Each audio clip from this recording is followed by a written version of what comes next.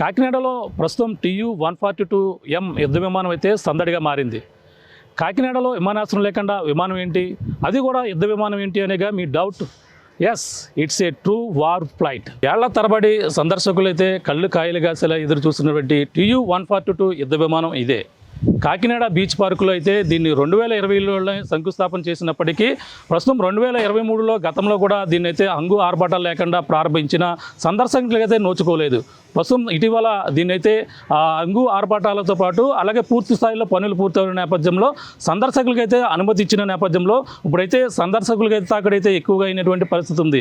ప్రధానంగా ఈ యొక్క యుద్ధ విమానం గతంలో మనం చూసుకుంటే ఈ యొక్క 2023లో హంగు ఆర్భాటాలు లేనప్పటికీ ఇప్పుడు పూర్తి స్థాయిలో సుమారు అంటే 5,89 కోట్ల నిధులతో దీన్ని అయితే ఏర్పాటు చేసేటప్పటికీ పూర్తి స్థాయిలో సుమారు 7 కోట్ల నిధులతో దీన్ని అయితే పూర్తి హంగు ఆర్భాటాలు పూర్తి చేయడం కాకుండా అత్యంత సుందరీకరణంగా తీర్చిదిద్ది ఇప్పుడు సందర్శకులకైతే అందుబాటులో వచ్చిన నేపథ్యంలో ఇప్పుడైతే సందర్శకుల తాగడైతే ఎక్కువైందని చెప్పాలి.